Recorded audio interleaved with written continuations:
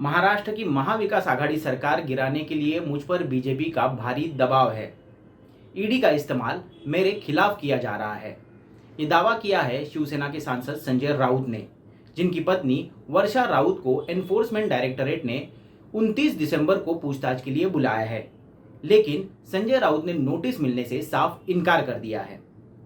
ये तो हुई बात खबर की, लेकिन अब महाराष्ट्र में इस तरह की नई ईडी नोटिस के क्या मायने हैं?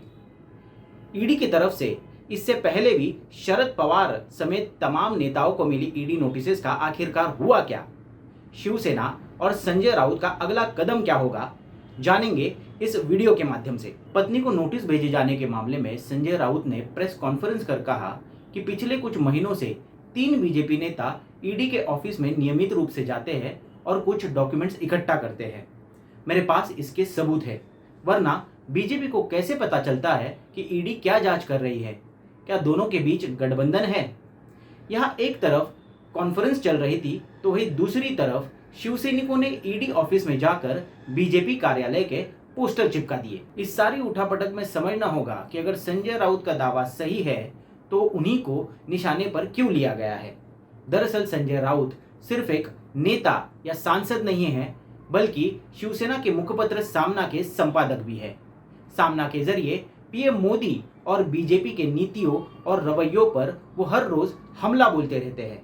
सीधे तौर पर कहा जाए तो बीजेपी को ट्रोल करने वाले संजय राउत सबसे बड़े ट्रोलर है। साथ ही महाराष्ट्र में एमवीए सरकार बनाने में संजय राउत की अहम भूमिका रही है।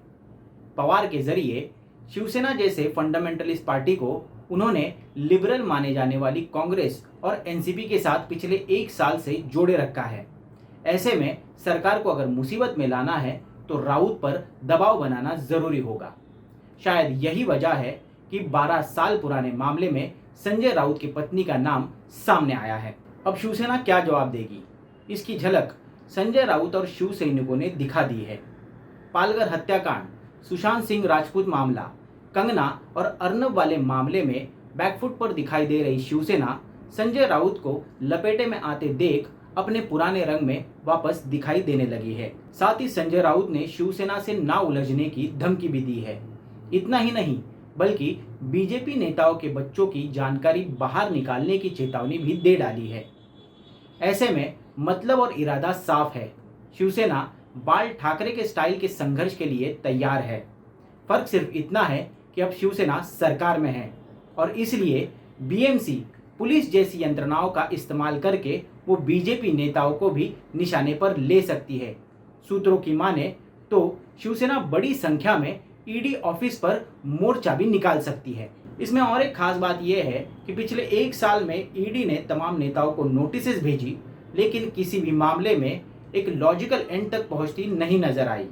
चाहे वो शरद पवार से जुड़ा 25,000 करोड़ का महाराष्ट्र कोऑपरेटिव बैंक का मामला हो या फिर राज ठाकरे से जुड़ा कोहिनूर मिल लैंड की खरीदी की जांच हो या फिर प्रफुल्ल पटेल से जुड़ा अंडरवर्ल्ड डॉन दाऊद इब्राहिम के करीबी इकबाल मिर्ची के परिवार के साथ हुई एक डील के आरोप हो। इन सभी मामलों में एक चीज साफ तौर पर नजर आती है कि हजारों करोड़ों के घोटाले की चर्चा तो हुई, लेकिन आगे जाकर क्या हुआ किसी को नहीं पता।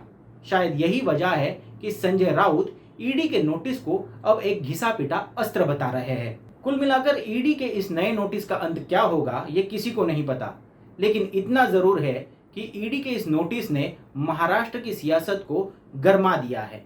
अगले कुछ दिनों तक बीजेपी वर्सेस शिवसेना का ये महासंघर्ष जरूर देखने को मिलेगा।